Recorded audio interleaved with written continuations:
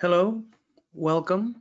My name is Kevin. I am the moderator today for the webinar, Leaders, Are We Failing Our Nurses? The Biggest Contributor to Nursing Burnout. I would like to get started and I would like to introduce to you our first presenter, Senior Medical Consultant for SE Healthcare, Dr. Kevin Moser. Hello, welcome everyone. I'm Dr. Kevin Moser, and thank you for joining us for today's webinar. I'm a family physician by background, and I'm a recently retired president and CEO of WellSpan Health, a medium-sized integrated health system based in South Central Pennsylvania. My passion for preventing and working with nursing burnout stems from the time I had the privilege of leading Gettysburg Hospital, a small community hospital, and that passion grew as our organization expanded. I noted that the key to hospital improvement always was improving the effectiveness and empowerment of our nursing team. I saw in person and up close the result of the well-proven fact that hospital quality is directly related to nursing care and quality. The only way we were able to improve the performance of our subsidiary hospitals when I was CEO was to put our efforts completely into our nursing program and our nurses. And with that, it's now my pleasure to introduce our speaker, Stephanie Sargent.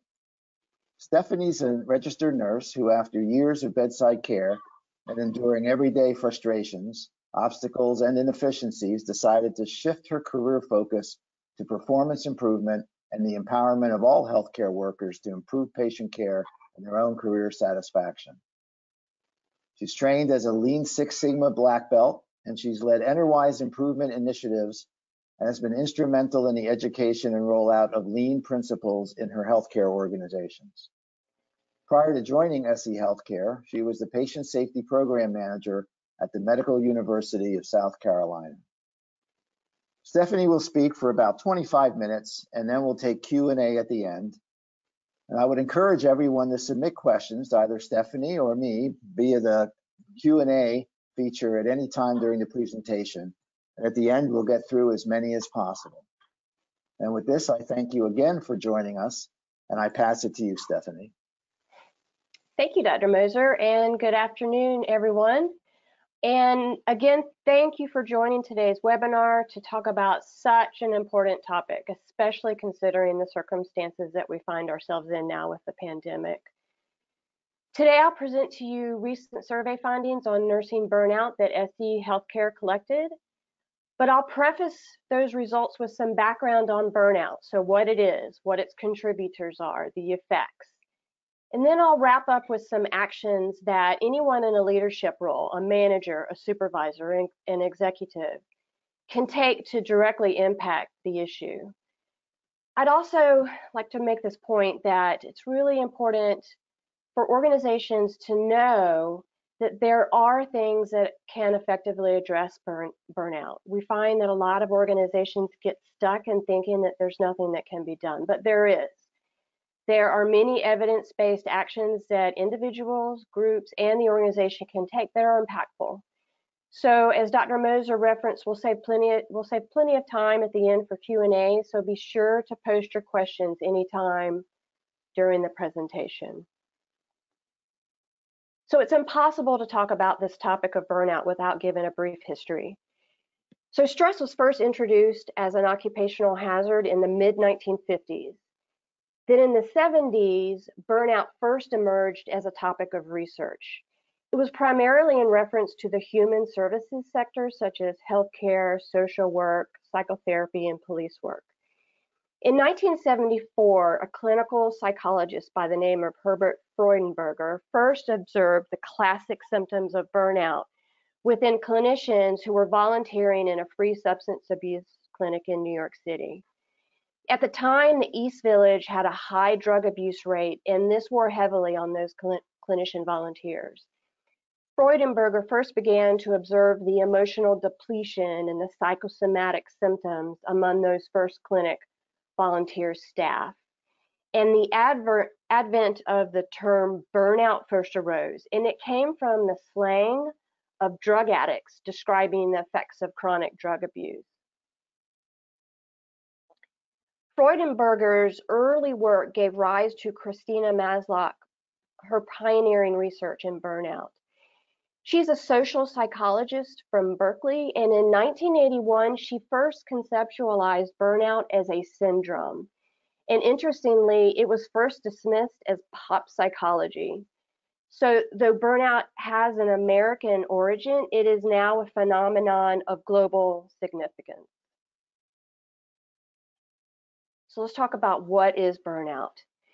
Simply put, burnout is an erosion of positive psychological state. And it's way more than just having a bad day. It's the result of prolonged exposure to stressors on the job. And what Maslach defined was a triad of 3 symptoms. So the first is exhaustion, and these are feelings of emotional depletion, feeling worn out, having low energy, or fatigue. The second is cynicism. So this is a feeling of detachment from your patients. You don't perceive your patients as people, you perceive them more as objects, and you feel less empathetic. And the final is a feeling of inefficacy, or feeling a loss of sense of purpose in your work or meaning in your work. And burnout is portable. It follows you everywhere you go. So think of Pigpen from the Peanuts cartoon and that dust cloud that always follows him. That's like burnout. Burnout follows you everywhere you go. But here's the good news. Burnout does have a highest and best use. It can put you on the path of seeking more purpose, or it could be the impetus to move you towards a more fulfilling career. Many, if not most, healthcare organizations measure employee engagement. And for many years, there was the thinking that burnout and engagement were polar opposites, that they were on opposite ends of the spectrum. And the early research defined burnout as the erosion of engagement. And yes, though that can be true, there's also such a thing as too much engagement. So in 2018, a Yale study found that 1 in 5 highly engaged employees are at risk for burnout. They have high engagement and high burnout. So these folks are referred to as the engaged exhausted. They are passionate, but they're also stressed and frustrated. In this study, these people were the most highly likely to report the intention to leave the organization. When nurses begin to feel the discrepancy between their professional efforts, rewards, recognition, and gratitude, and then what they actually get back or what they receive, this is termed lack of reciprocity. So in other similar groups, let's take perfectionists, for example, these people sometimes experience what's called frustrated idealism. Or for new grads, it may be experienced as naive idealism. So all of these groups are at higher risk because we understand the reality of healthcare where perfection is practically non-existent.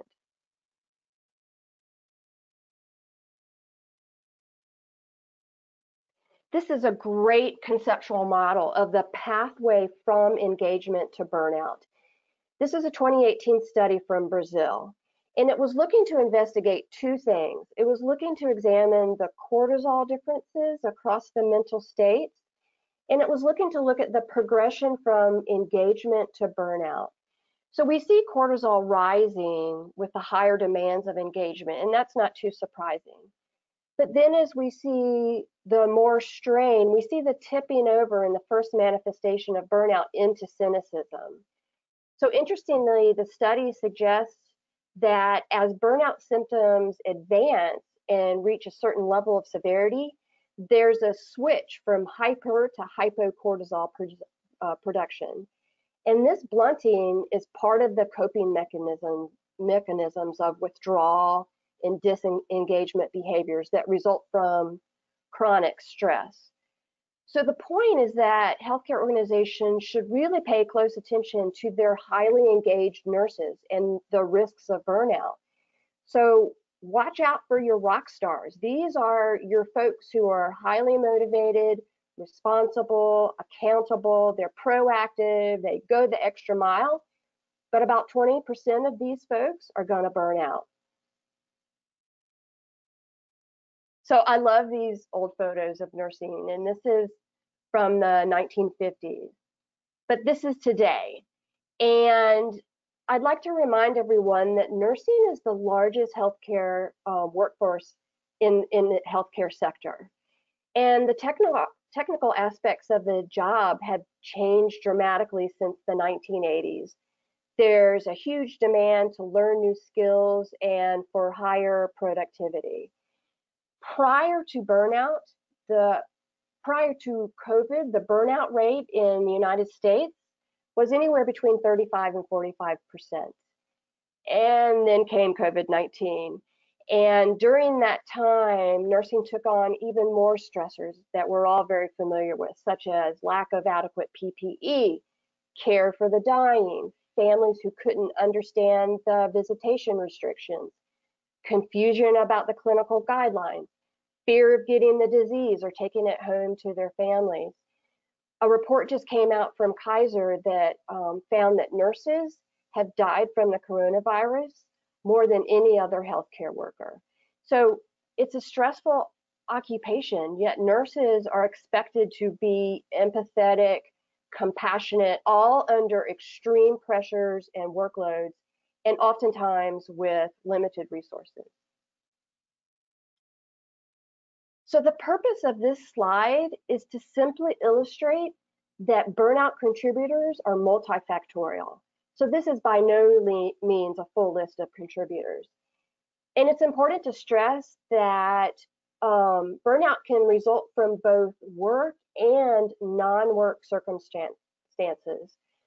So I'll summarize this slide in some general terms, and I'll put these stressors into a couple of buckets. Number one is the persistent imbalance between demands and resources.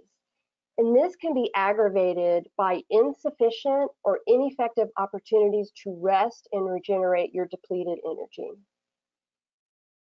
Secondly, are when personal motives vary from that of the organization. So when an organization's stated values differ from its values and actions, employees see that gap, and they oftentimes exercise severe judgment, so they become very skeptical. A nurse may value time with their patient and quality patient care, while the organization may value room turnaround time. So therein lies the gap. And then the final bucket is relationships. So this can be difficult colleagues or supervisors. And in fact, there's emerging research pointing to the significance of what's called interpersonal strain as a distinct facet of burnout in itself. So separate from exhaustion, cynicism, and lack of efficacy. And I think we've all had a difficult experience in our time where we can think of a colleague, a difficult relationship, and attest to how stressful that can be. And let's talk about nursing education for a second. The prime directive in healthcare is the patient comes first. And we're drawn to the profession for altruistic reasons.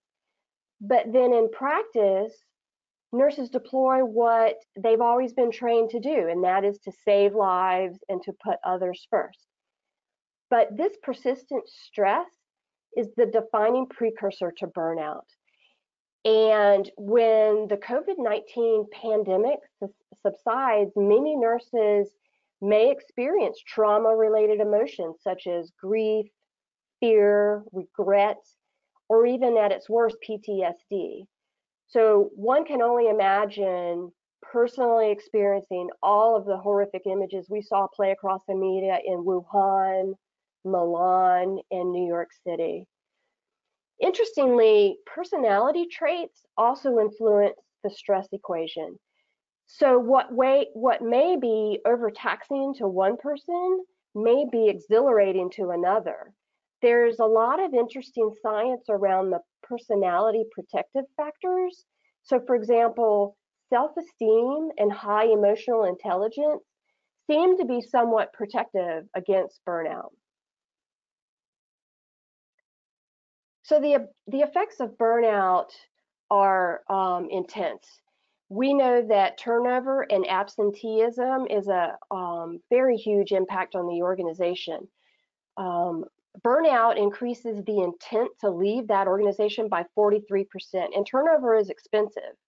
On average, agency nurses represent anywhere between 5 and 10% of the entire nursing force, and they may earn 50 to 75% more per hour than the average nurse. Annually, a 300-bed hospital is likely to spend more than $4.5 million in agency staff. And the cost to replace a nurse, so that's recruiting, onboarding, getting them up to full speed in terms of productivity, is estimated to be as much as $82,000 for an experienced nurse and $88,000 for a new grad RN. And in terms of absenteeism, nurses have burnout are more likely to be absent 1 or more days a month. The research around quality is well established. Organizations with a high level of burnout in the nurses have higher infection, higher mortality ratios. They have higher health-associated infections and conditions such as UTIs, surgical site infections, and pressure ulcers. In terms of patient satisfaction, patients who are cared for on units where nurses characterize the unit as having adequate staff and good administrative support and good relations between the doctors and nurses, those patients are more than twice as likely as other patients to report high satisfaction with their care. And nurses on that units of those types, by the way, are significantly have lower burnout. In terms of the impact to the individual, it's all of those things listed. However, keep in mind that stressors in your personal life can exacerbate burnout, such as stressful relationships, divorce, or alcohol or drug abuse. A key mitigating factor in burnout is rest and recovery. So if your home environment or your personal life are not restorative or supportive, this could be the tipping point into burnout. Okay, survey findings. Our survey was open between May and July of this year, and we surveyed nursing colleagues, and we posted the survey in over 20 nursing-related social media groups on LinkedIn and Facebook. Our survey respondents included a multitude of different practice settings, and of course, participation was voluntary, and all of the responses were anonymous. We had 277 responses. Our survey is a 10-question survey that includes a single measure of burnout. It includes items about the attitudes towards the organization, and then some free text questions on stressors.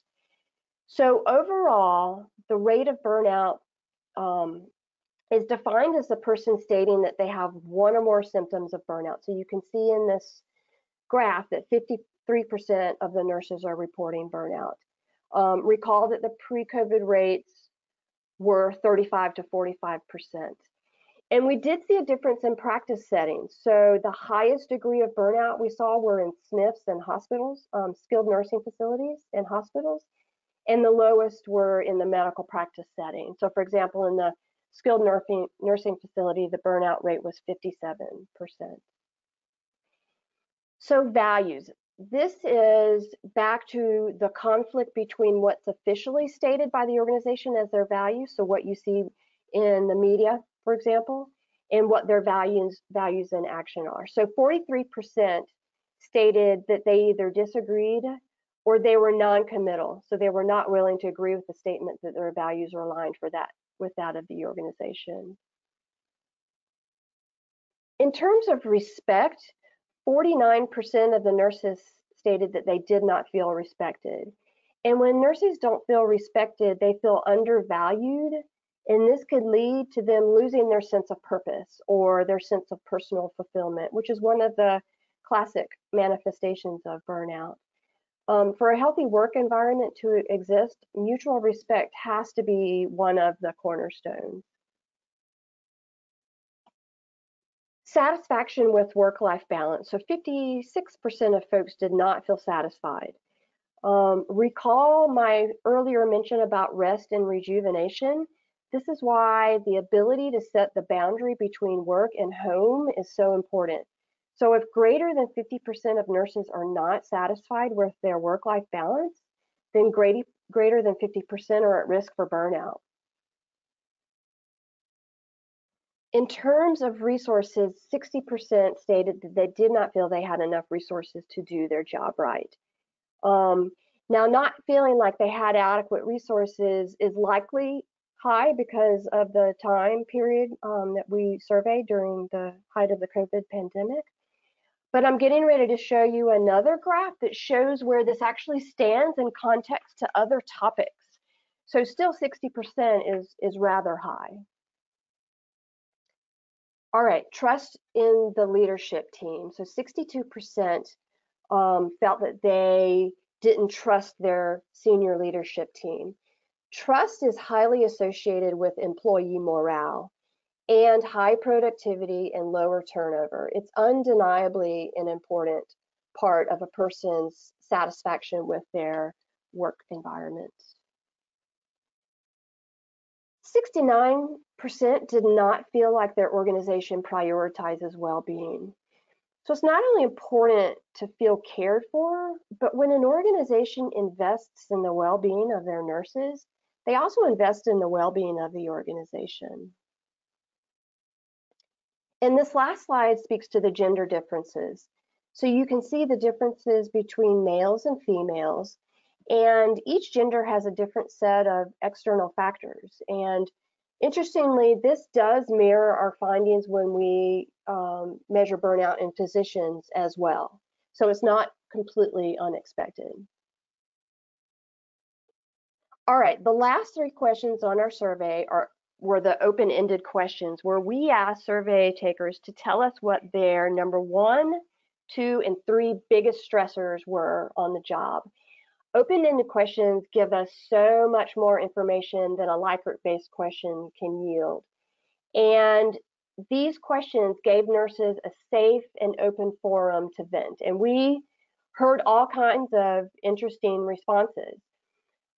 We took all of our responses and then we manually reviewed each comment and we mapped it to a discrete topic bucket. And so you can see in this slide the results of that exercise. So you see in this graph the rank by topics of the stressor. And I mentioned earlier about the COVID being in the middle of the pack, and you can see there COVID and resources are right next to each other at 7 and 8%, which is kind of interesting considering we were surveying during the height of the pandemic. But what we did see were the other comments, such as staffing and workload. But the single most frequently mentioned topic had to do about management, so supervisors or leadership. And the themes of comments were centered around feeling disconnected or that they don't understand what I do, not feeling supported or valued, not feeling safe, not feeling like management cared, not feeling respected, feeling that management was inaccessible or not inclusive, so not feeling like they had a seat at the table. So this time period was undoubtedly during an unbelievably stressful time in healthcare, and many organizations were suffering under the strain of COVID. And sometimes under stress, leaders can have difficulty altering their leadership style to meet the demands of a crisis situation, but it really comes down to setting up a structure. And in times of crises or stress, the stronger structure wins. And I'm sure that many of you are familiar with authentic leadership, leadership empowering behaviors, or transformational leadership. And I'm going to offer a subset of each to build a structure that can withstand any crisis and proactively mitigate or prevent the worst of the consequences. So first action, absolutely add burnout as a measure of organizational performance. Burnout should be the leading indicator of the health of your organization. Proactively monitor and manage burnout in nurses to avert crises. And I'm not talking about measuring engagement. Keep in mind that a highly engaged nurse can still be burned out. And in fact, by virtue of being highly engaged, they're at greater risk. And your organization is only as healthy as the nurses working in it. All right, number 2, be the change. And by this, I mean model excellence.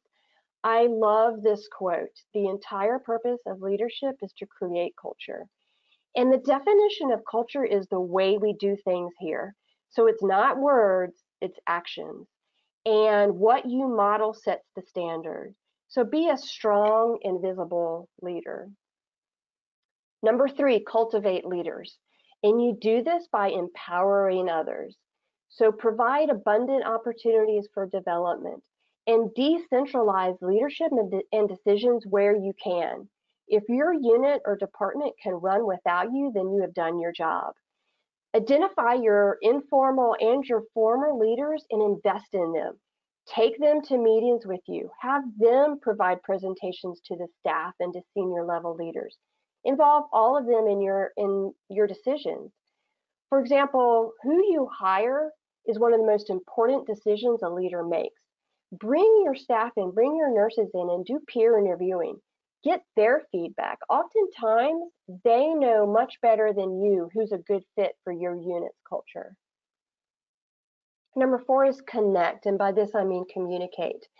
Authentic leadership is defined by communication that is free, truthful, and transparent. And also the most important skill of a nursing leader is the ability to listen. So be accessible and be seen. And also open the lines of communication across other roles, across other disciplines. So invite other senior leaders to your staff meetings. Invite doctors. Facilitate a collaborative and safe forum and discussions and Q&A across all members of the team. Number 5, align goals. So this is a great empowerment technique.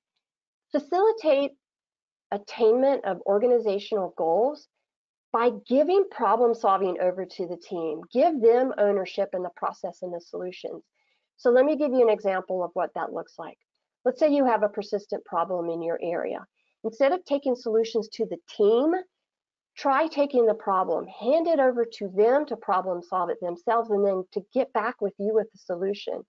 Not only does this create ownership of the solution, but it creates an opportunity for innovation and it promotes shared accountability.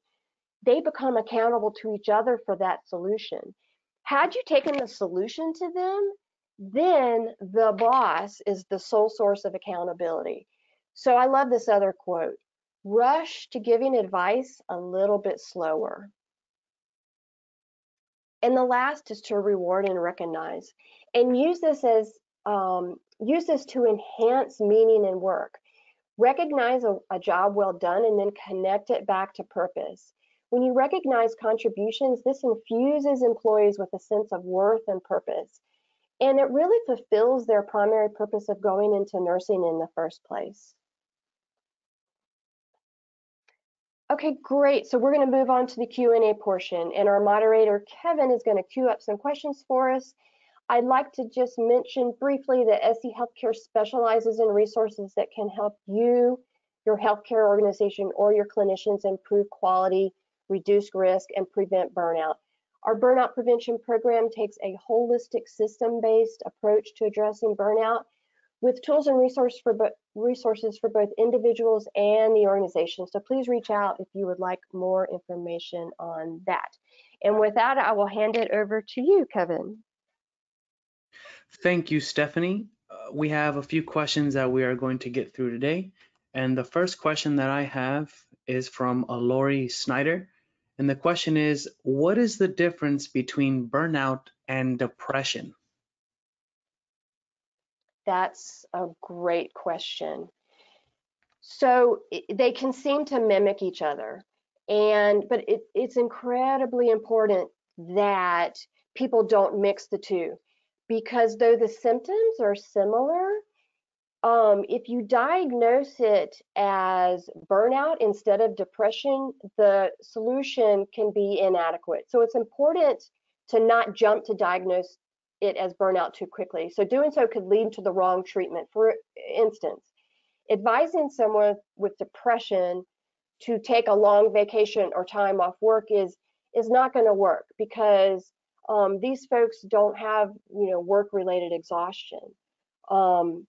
And depression has a different set of symptoms, such as low self-esteem or hopelessness or suicidal tendencies. So there are distinguishing factors between the two, but they're not synonymous. They can certainly be both present in a person, but they're very different pathophysiologies. So thank you for that question. Okay, thank you. And then our second question is from a Salvador Jimenez. What do you think is the highest priority area for leadership development in nursing? That's a great question. The first thing I would say is it's all of the topics that I mentioned in the prior slide. However, if you were going to prioritize it, I wouldn't presume to guess. And the best thing an organization can do is to look to the nurses for what they're saying. And so you get that information from collecting voice of the customer. And by this case, I'm talking about the nurses. So back to those open-ended questions that we use in our survey, that's where you're going to get that information. If you listen to what nurses are saying and prioritize it in that way, that can tell you exactly what it is that needs to be prioritized. If I had to take a guess of the number one, just generally speaking, it's building a robust bi-directional communication pathway between the front line and management and leadership. Okay, thank you. And our next question is from Diane Hopkins. Have you seen organizations train staff to be better problem solvers so they don't just slip into past approaches and embrace more innovative thinking? I love that question. Yes, absolutely. I'll tell you that the organization that I used to work for did exactly that. And the way they did that was they rolled out Lean Six Sigma training first to the upper levels and then pushed it down to really everyone in the organization. It's really just a problem solving methodology is what it is. And then it also kind of standardizes the way that people think about problems and how they address problems. And, it took, culture is a tough thing. It doesn't happen overnight. It takes a couple of years. But in that time, you began to hear people using the same terminology and the same way of thinking. Like if you asked anybody, after a couple of years of pushing out that training, you could stop somebody in the hallway and say, hey, how do we solve problems here? And, most of the time people had a standard response. And so it's all about building a standard methodology within your organization, and there's several, so you don't necessarily have to choose one, but choose one and then roll it out systematically across all of your organization. Yeah, this is Kevin Moser. Just to add to that, I've seen many organizations successful, for example, with well-designed and structured daily huddles with the staff that create a structured problem-solving methodology and prioritization and a team-based approach to solving those problems. So that's a tool within the lean environment that you can use to help train better problem solvers. Okay, thank you, Dr. Moser. Thank you, Stephanie. I believe we have one more question, and that'll be it as of right now. And this question is from Jared. I would have thought nothing would add more stress than insufficient staffing. Why do you think that is not at the top? Interesting question. Dr. Moser, you want to answer that? Sure. There's a little bit of speculation that you have to do here because we haven't done a second phase of research, but I would speculate that to a certain extent, our nurses see insufficient staffing as a failure of leadership. And it's very often one of several signs to them that their leader is not advocating for them, doesn't understand their work, and it erodes their overall trust in the organizational leadership as well.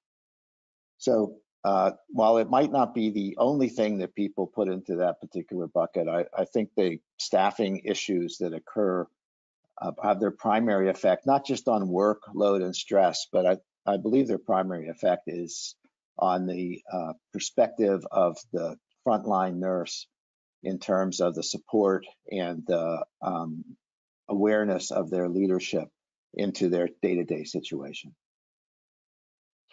I agree. And I think, you know, it could be that we surveyed during a very extreme time in healthcare. And, you know, it's in those extreme times that, you know, that's when the most pressure is on leadership to deliver. And again, you know, if it's not, we don't experience these circumstances frequently. You know, it may be one time in a person's career that they are a leader during a global pandemic.